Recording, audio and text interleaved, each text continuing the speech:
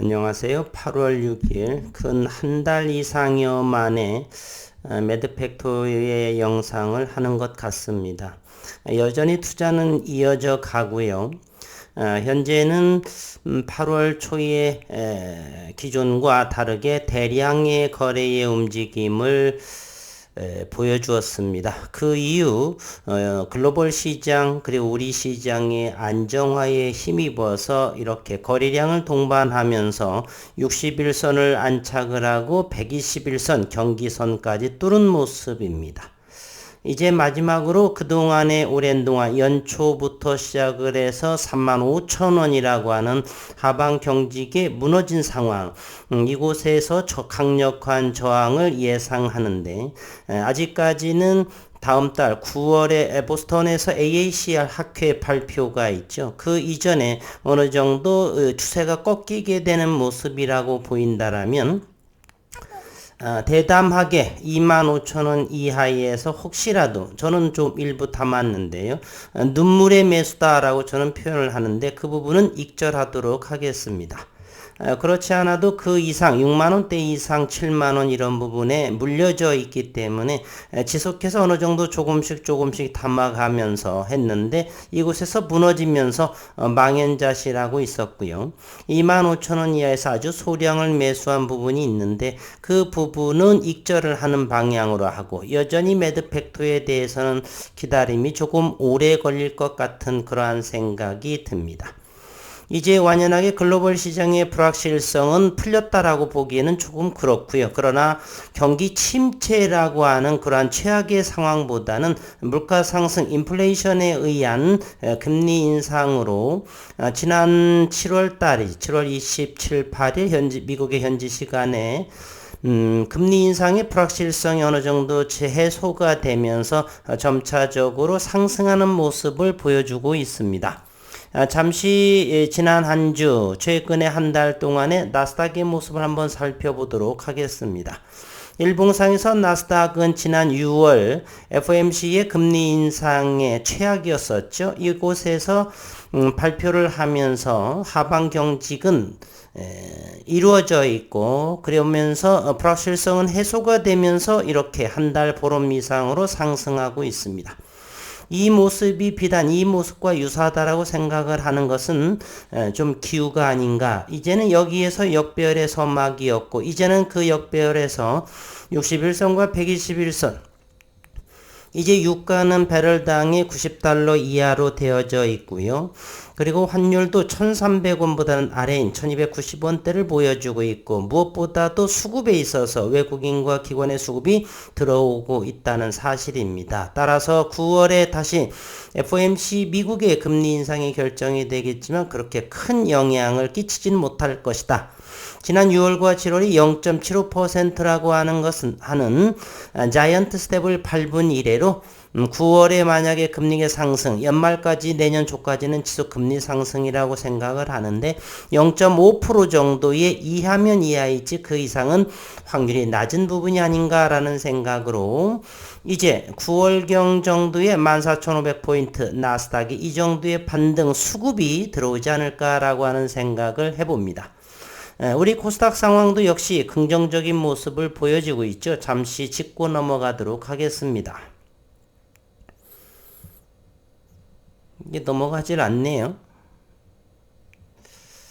이거 코스닥 상황을 한번 본다라면 역시 나스닥의 121선을 돌파한 거와는 조금은 차이가 있겠네요. 이제는 코스닥은 161선을 돌파 그리고 61선과 121 사이에 머물러 있고 나스닥과 함께 121선을 돌파하지 못했죠. 올 초 4월에 말입니다.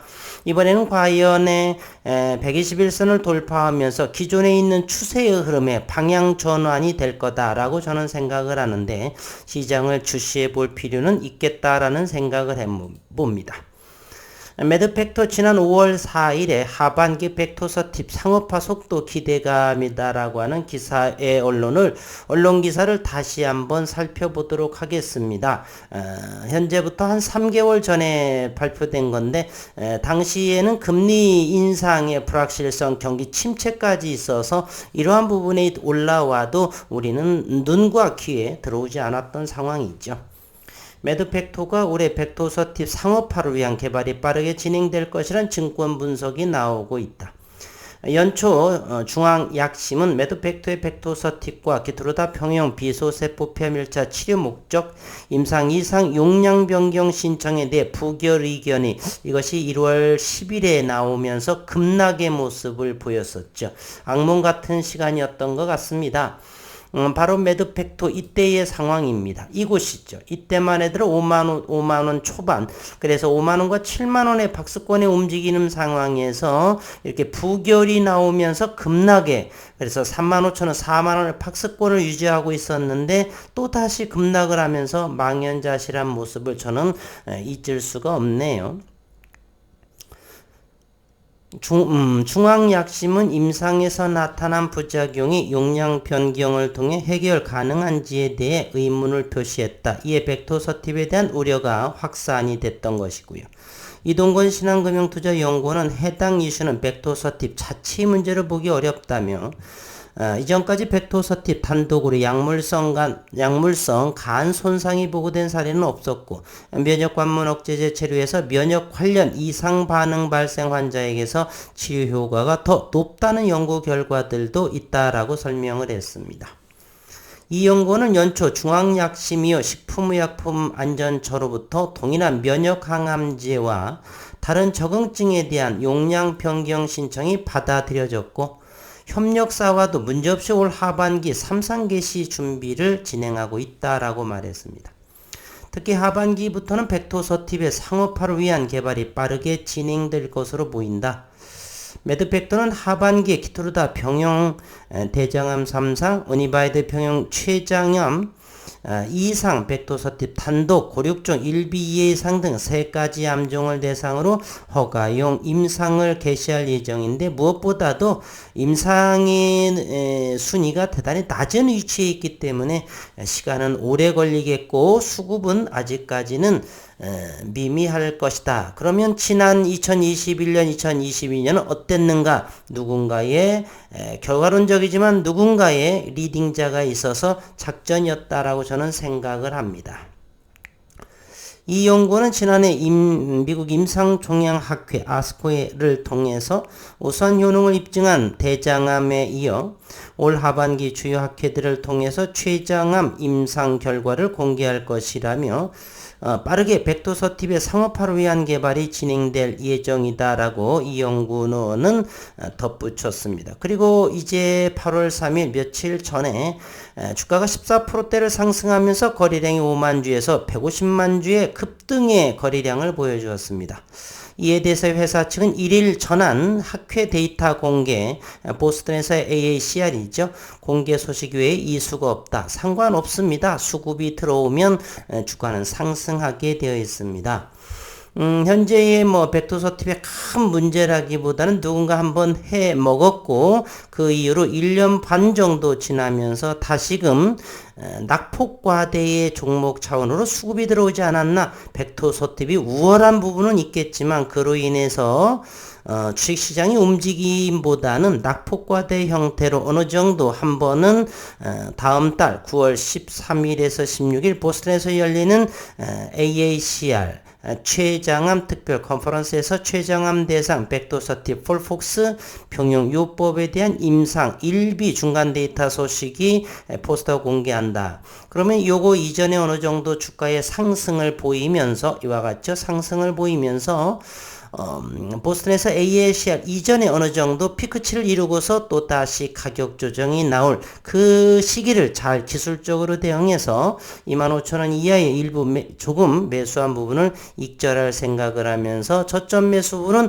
몽땅 다 익절을 하면서 낙폭을 줄이면서 현재 손실에 있는 물량 수량들은 그대로 가져가면서 기다림으로 어쩔 수 없이 할 수 있겠죠. 또다시 상승을 해서 주가 가격이 조정이 나오고 하방 경직이 된다라면 글로벌 상황과 면밀하게 비교 데이터하면서 저점에 매수한 부분을 또 익절하는 그러한 차원으로 의미 있는 평단가를 낮추는 그러한 전략으로 나갈 그러한 생각입니다. 워낙에 제약바이오 업종이 1년 반 이상 동안에 큰 폭의 가격 조정, 지수 조정에 따라서 가격 조정 심화가 되고 그러한 상황인데요. 그 기업만이 가지고 있는 특별한 파이프라인, 이러한 부분으로 시간이 흐르게 되면 믿음을 통해서 어느 정도 주가의 회복이 나올 거라고 생각을 합니다. 그래서 저점을 잘 잡아서 익절하고 그러한 부분으로 손실 비중을 축소하는 전략으로 구사해 보도록 하겠습니다. 계속해서 벡토서티 다음 달에 열릴 그러한 소식에 대한 부분을 다시 한번 살펴봅니다. 9월 13에서 16일 미국 보스턴에서 열리는 AICL 최장암에서 이런 부분 포스터를 공개한다라고 8월 1일 밝힌 바 있고요. 이번에 공개하는 데이터는 지난 6월 아스코에서 공개한 폴폭스 평형요법에 대한 임상 1비 중간 데이터 외에 전체 생존기간 데이터가 추가가 된다라 합니다. 매드팩토 관계자는 이번에 공개한 임상 데이터는 췌장암 환자에서 벡토서팁과 폴폭스 평형요법이 기존 치료요법 대비 월등한 치료 효과가 있음을 확인한 것이다 라고 설명했습니다. 췌장암은 조밀한 세포 외에 기질이 암을 둘러싸고 있어 항암제의 접근이 어려워 항암 치료 반응이 낮다. 암이 췌장 외의 부위에 퍼지지 않았고 환자가 수술을 받을 수 있는 건강한 상태인 경우에는 수술 치료가 가능하지만 많은 환자들은 절제가 불가능한 상태에서 진단이 된다라고 합니다. 최근 국내에서도 췌장암 환자가 증가하면서 2040년에는 2017년 대비 2.3배인 약 1만 6천 명으로 늘어날 것으로 예측이 되고 관련 치료제 시장도 가파르게 성장할 것으로 전망이 된다라 합니다. 글로벌 모니터 자료에 따르면 2021년 지난 22억 달러 대략 2조 4,5천억 정도 달러 규모였던 췌장암 치료제 시장은 매년 5.7%의 성장률을 기록하며 2027년 5년 뒤에 27억 달러 규모로 성장이 예상된다라 합니다. 금융투자업계에서는 1일 전해진 호재 때문에 이날 주가 급등하고 거래량이 폭발한 것은 이례적인 일이다. 그럴 수밖에요. 과거 이와 같은 데이터가 발표되지 않은 것도 아니고 1년에 5, 6차례 그 이상으로 IR을 함에도 불구하고 2020년도하고 차원이 많이 다른 그러한 양상을 보이고 있죠. 우린 정확히 이유는 모르겠지만 낙폭과대 형태로 누군가가 수급을 불러일으켰다. 리더 역할을 하겠다라는 그런 의지로 현재는 우상향의 흐름을 이어가지 않을까 생각을 하고 거래량 동반 개파락을 뗀다든지 전일 시가를 깬다든지 이런 부분이 나오게 되면 반드시 25,000 이하의 부분에서는 익절을 하도록 하겠습니다. 금융투자업계에서는 1일 전해진 호재 때문에 이날 주가가 급등하고 거래량이 폭발한 것은 이례적인 일이라 보고 있다. 매드팩토 관계자는 1일 전한 보스턴 AICL 포스터 공개 외에 다른 소식은 없다. 이날 주가 급등을 촉발할 만한 내부적인 이슈가 없다라고 기업은 이렇게 밝혔습니다. 일봉상에서의 모습을 본다라면 이것이 의미 있는 장대 양봉을 보여주고 있죠. 8월 3일 날 거래량이 대략 165만 주를 형성을 했습니다. 2022년도 1월 달 이후에 어마어마한 거래량을 보이고 있습니다. 이 부분에 있어서 앞서서의 이것이 1월 중하순, 2월, 3월 부분 잘 버팀목이었던 이런 부분이 또다시 가격 조정이 심화가 되어 있는데 이 부분에선 저항이 있을 거라고 보고요.